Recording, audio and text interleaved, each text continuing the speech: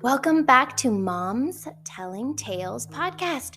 We are so happy that you are here, and today we are going to be reading a story that is a classic, Tom Thumb. We're going to be reading the Little Classics version of this story. And don't forget that we come out with new books 3 times a week on Monday, Wednesday, and Friday. So we hope that you can come and check out some more books with us. So let's get started. Once upon a time, a poor farmer and his wife were sitting glumly by the fire, when suddenly there was a knock at the door. An old man in rags appeared in their doorway. Bent over a walking stick, he asked the couple if they could spare some food to eat. The kind farmer led the old man to the fire to warm himself, and while his wife brought him something to eat, the old man sensed that the couple was sad and asked them what was the trouble. "We hope for children, but have none. We'd be so happy if we had just one, even if he was no bigger than my husband's thumb," said the farmer's wife.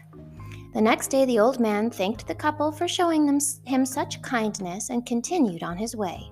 What the farmer and his wife didn't know was that the old man was really a magician in disguise, who had secretly granted their wish.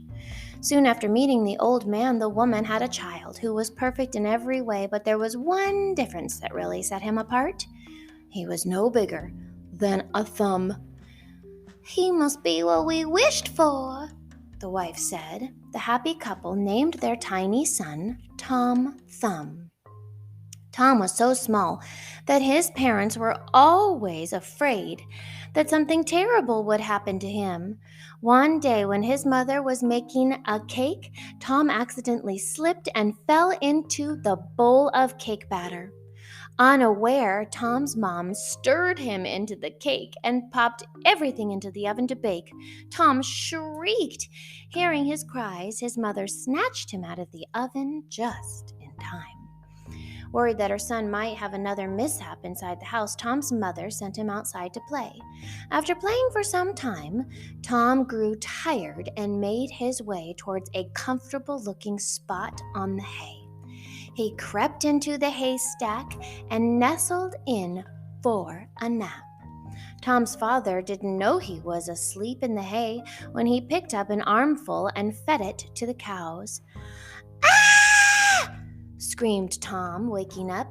"It's dark and wet in here. Let me out!" Tom's father was shocked to hear the cow speak. As he listened carefully, he recognized his son's voice and pried open the cow's mouth. There was Tom. His father was relieved to see that his tiny son was still whole and sat him on an acorn to dry. Tom felt very, very small. He tried to think of a way that he could show his parents that he was big enough to take care of himself. Just then a bird swooped down and snatched him right off of the ground. When the bird realized that it wasn't carrying a field mouse, it immediately dropped Tom and he plummeted down towards a forbidden castle overlooking the sea. Just as Tom was about to crash into the castle's terrace, a hideous, one-eyed orc appeared and caught him in the palm of his huge hand. The king grew very fond of Tom. He even had a tiny replica of his own bed made for him. It was placed in the royal chambers right next to the king's bed. One evening, at a royal feast, Tom overheard 2 attendants of the king's royal court plotting to rob the king. Tom was quick on his feet. He approached them and he whispered, "I'm also tired of entertaining the king and would like to help you with your plan. I sleep in the same bedchamber as the king and can easily steal the key that unlocks the royal treasury, but you must promise me 1/3 of all the riches you find." "What a perfect plan," said one of the attendants. The 2 swindlers quickly agreed with Tom's offer and told him to bring the key to them at midnight. That evening, when the king was sound asleep, Tom slipped out of his bed and carefully climbed up the king's bedpost, where his royal robes hung. Tom tried pulling the key out of one of the robe's pockets, but it was much too heavy. He pulled with all his might until Both he and the key flew backward onto the floor. Thankfully, the key landed on top of Tom without waking the king. Hauling the key with all of his strength, Tom snuck out of the royal bedchamber, through the hallway, and up the tower steps past a sleeping cat. It was quite a way for such a small boy. At last, he reached the treasury door where the two schemers anxiously awaited the key. When they saw Tom, they grabbed the key from him and hastily opened the treasury door.